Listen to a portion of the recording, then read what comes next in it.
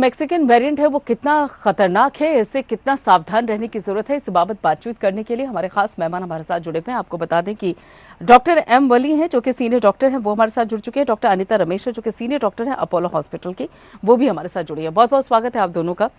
Doctor M वली, सबसे पहले ये बताइए कि जो नया वेरिएंट है, मैक्सिकन वेरिएंट जिसको बताया जा रहा है, और खासतौर पर अगर ब्राजील वेरिएंट की भी बात की जाए, कितने घातक हैं ये दोनों? जी थैंक यू जी।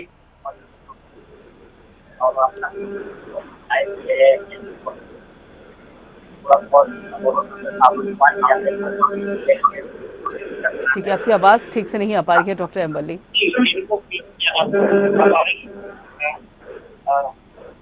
हमको इन वेरिएंट्स, अब मैंने डायरेक्ट लगा लिया है जी।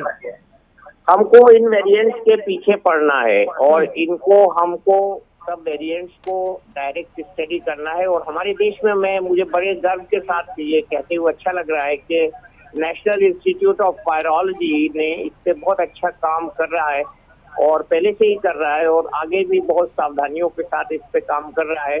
और ये एक चीज मैं शुरू में प्रोग्राम की क्लियर कर दूं कि ये जो वेरिएंट्स निकाले गए हैं, जैसे फॉर एग्जांपल 47, ये म्यूटेशंस नहीं है, ये वेरिएंट्स हैं।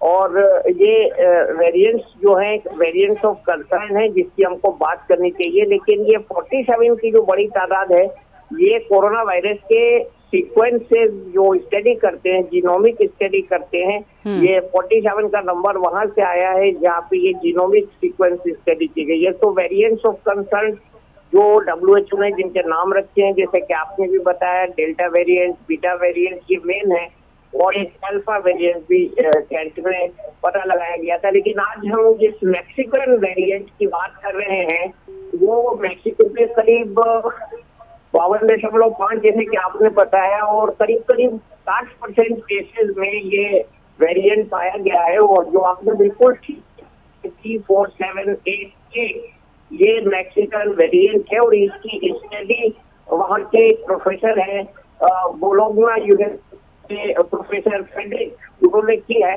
और उनका कहना यह है कि ये एस जो रिसेप्टर बीच में और वायरस का जो स्पाइक प्रोटीन है उसके बीच में जो मखनातीस है, जो चुंबक है, जो अट्रैक्टिंग फैक्टर है, उसको ये बढ़ा देता है। और इसको बढ़ाने का कारण से ये वायरस है, ये सेल्स पर ज्यादा तेजी से एस रिसेप्टर्स को चिपक जाता है और इसलिए ज्यादा संक्रामक है।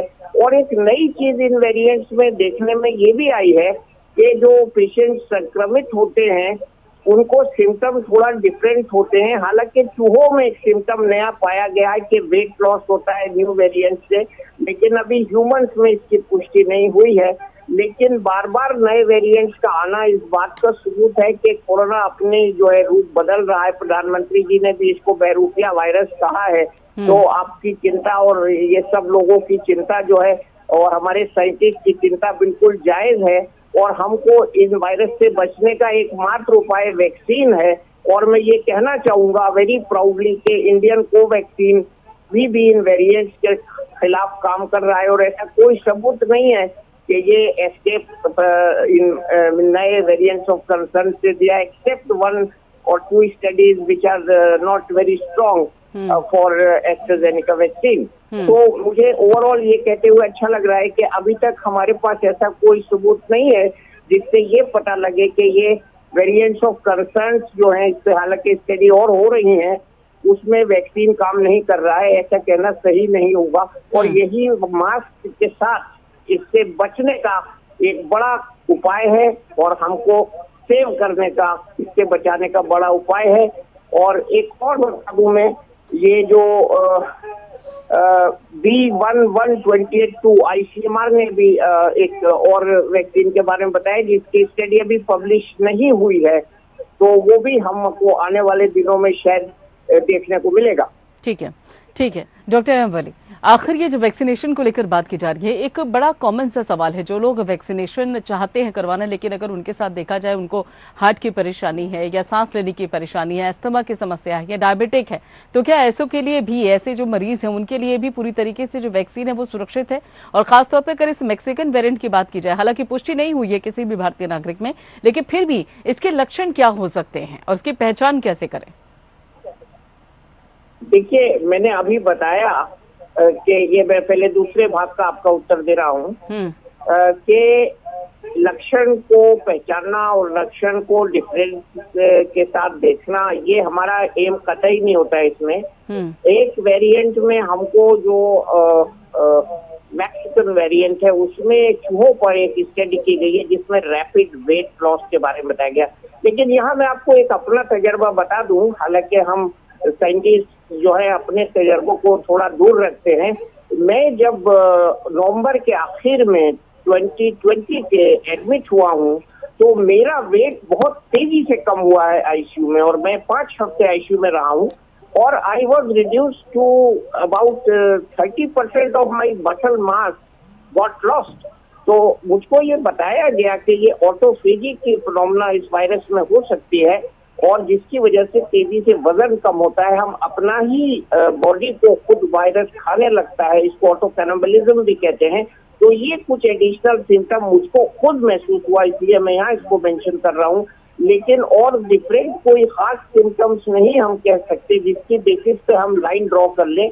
लेकिन वैक्सीन का जहाँ तक आपने सवाल पूछा है, ये वैक्सीन अभी तक ऐसा कोई भी एविडेंस नहीं है कि ये सब तरह के पेशेंट्स में कामयाब है, इसके खिलाफ कोई एविडेंस नहीं है। जहां तक उन लोगों का सवाल है, जो आपके क्वेश्चन का पहला भाग है, उसमें आपने पूछा कि कोमॉर्बिडिटीज वाले जो लोग हैं उनको क्या करना है, वैक्सीन लेना? यस, उनको बहुत ज्यादा जरूरत है वैक्सीन की, उनको अपने को बचाने की बहुत ज्यादा जरूरत है, जिसमें डायबिटिक पेशेंट्स हैं, हाइपरटेंसिव पेशेंट्स हैं, हार्ट के पेशेंट्स हैं, वो पेशेंट है जिनको कैंसर कीमोथेरेपी चल चुकी है और वो रिकवर कर गए हैं, इम्यूनो कॉम्प्रोमाइज पेशेंट्स हैं, जैसे आर्थराइटिस वगैरह के पेशेंट्स हैं जिनको स्टेरॉइड चल रहा है, चल चुका है, या वो नेफ्रोटिक सिंड्रोम टाइप की कुछ बीमारियां होती हैं, आर्थराइटिस और भी तरह की होती है, तो ये सब HIV है। तो मैंने खुद HIV के पेशेंट किए हैं और उनको वैक्सीनेट भी कराया है। तो ये सब जो कोमॉर्बिडिटीज हैं और immuno compromise, mildly immuno compromise states हैं, इंक्लूडिंग स्टेरॉइड थेरेपी, उनको वैक्सीन लगाना है, उनके लिए वैक्सीन है जरूरी और उनको बहुत प्रायोरिटी के साथ वैक्सीन लगवाने जाना चाहिए और उनको बिल्कुल अवॉइड नहीं करना चाहिए। बिल्कुल, यानी कि जो हार्ट के पेशेंट है, जिनको डायबिटीज है या फिर जिनको अस्थमा की समस्या है, किसी भी तरीके की समस्या है, उनके लिए वैक्सीनेशन बेहद इंपॉर्टेंट है, बेहद जरूरी है, वो जरूर अपने आप को वैक्सीन लगवाएं। अगर देखा जाए डॉक्टर वली, यहाँ पर अगर इस वेरिएंट की बात की जाए तो वैज्ञानिक भी इस वेरिएंट को लेकर बताया जा रहा है कि काफी परेशान है, क्योंकि दवाओं को निष्क्रिय करने की क्षमता भी इस वेरिएंट के अंदर बताई जा रही है। कितनी बड़ी चुनौती इसे समझा जाए मेडिकल्स के लिए? देखिए, दवाइयाँ इसमें कभी भी निष्क्रिय नहीं होती हैं, क्योंकि वेरिएंट्स जो हैं उनके हिसाब से हमारे पास कोई दवाई कभी नहीं। दवाई हम वायरल फेज है और दूसरा फेज है वैस्कुलर है।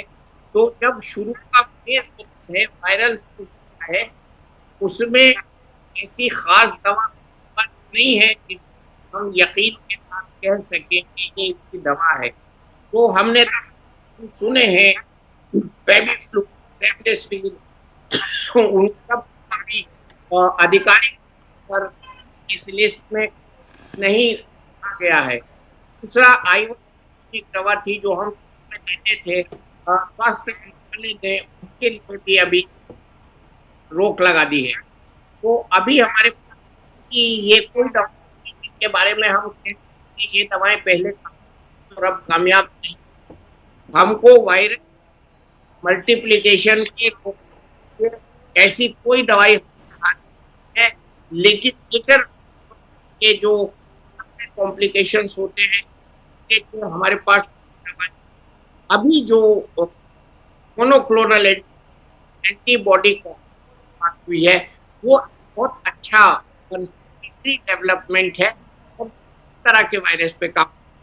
ठीक आपने है। सुना होगा कि ठीक है, आपका ये संपर्क नहीं हो पा रहा है। बहुत बहुत शुक्रिया डॉक्टर वली और डॉक्टर अनंत रमेश, आप दोनों का इस बेहद महत्वपूर्ण जानकारी के लिए। लेकिन यहाँ पर अगर देखा जाए तो ये एक और चुनौती है मैक्सिकन वेरिएंट। हालांकि अभी भारत में किसी भी इंसान में, किसी भी व्यक्ति में इस वेरिएंट को लेकर पुष्टि नहीं हुई है, लेकिन चौकन्ना रहने की जरूरत है, सावधान रहने की जरूरत है। फिलहाल इतना ही, बाकी खबरों के लिए आप जुड़े रहिए पिन के साथ।